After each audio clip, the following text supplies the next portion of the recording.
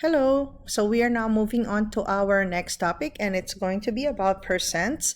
Our goal for this particular lesson would be to solve percent problems using proportions and also by using the percent equation. Okay.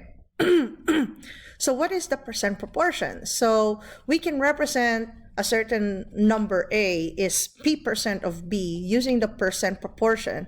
So B is the base, A is the part of the base, okay? So let's have this example here. So in algebra, setting up your proportion would be A over B. So A is the part, B is the base, is equal to the percent over 100. Why is it percent over 100? Percent for every 100, okay?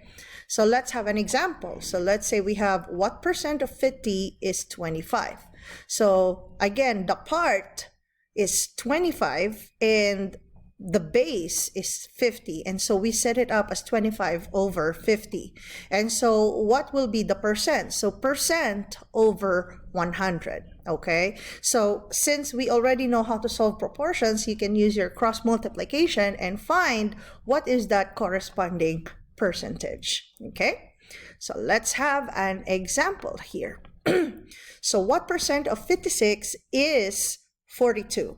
Okay, so remember, you have to know which one is the part. So this is your part and this is the base. What percent of 56 is 42? Okay, so remember, it's always, it should not be P, my bad. That should be A, that's the part. Okay, so this is your A and this is the B. So you have A over B is going to be equal to P over 100. And so using that proportion, 42 over 56 is going to be equal to the percent, which we do not know yet. So leave it as P over 100. And so using using your cross multiplication, you will end up having 56P is equal to 42 times 100. That's going to be 4200. And since you have to divide 56 on both sides, okay, P, the corresponding P, is going to be 75. Okay, and so it simply means that 42 is 75% of 56. So try this next example on your own. Go ahead. So identifying your part, which is 54, and the base, which is 90, set it up with the proportion, and you will end up 54 is 60% of 90. Okay, let's go to the next one. Now, another way of solving percents would be using the percent equation. So still the same thing. A is our part, B is our base, and then P is the number with percent, okay? And so what happens here is the equation always follows A, that's the part, is equal to the percent times the base. This is your percent equation. Okay, now the nice thing about this is that if you have word problems like this one, okay, there are some keywords that you can use to, there are some techniques or codes that you can use to identify which is A, which is P, which is B, okay?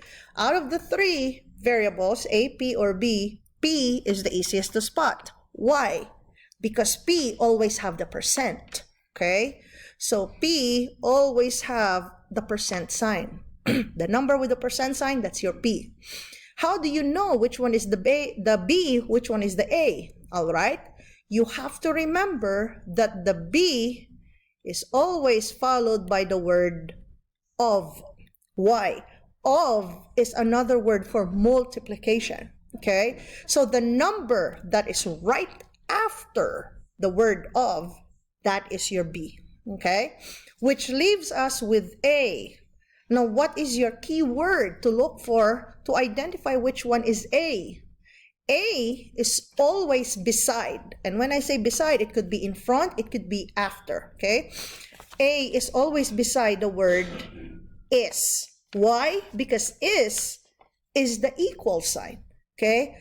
5 is equivalent to blah, blah, blah. So that's equal sign, all right? So if you're going to take a look here, this is the problem in words. What percent of 50 is 25? So looking at this problem, what is missing? You do not see any number with a percent sign, right? That's why we know that we are looking for percent. And take a look here. What is the number right after of? Of, as you can see here, where is my ink? Oh, there it is. So right after the word of is 50. And what do you see here? Times 50, okay? And what is beside is, it's 25. So as you can see, 25 always is beside your equal sign, okay? So that is how it models out with visualization, okay? And so let's have this example. Finding the percent of an equation. So what percent of 40 is 2.5? What is missing? Okay, so check. Do you have your percent sign? You do not see it. So you know that you have a missing percent. So we need to find the percent. So identify your keywords. What is beside the word of? Word beside of is the B. Okay? All right? And then the word is, what is beside is? It's always A. Miss, how come is not 40? Why not why is 2.5? Why is A 2.5 and not 40? Again, B is always right after the word of. Okay?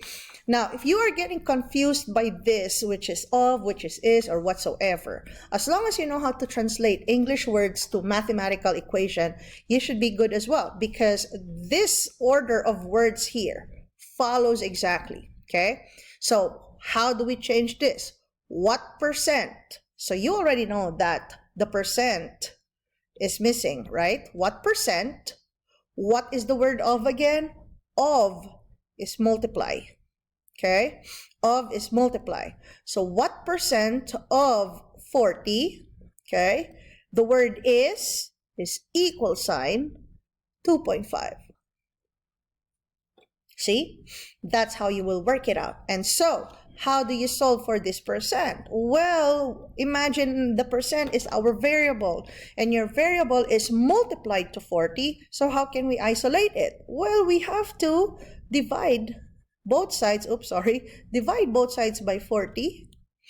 Okay? And so you will get P percent is going to be 2.5 over 40.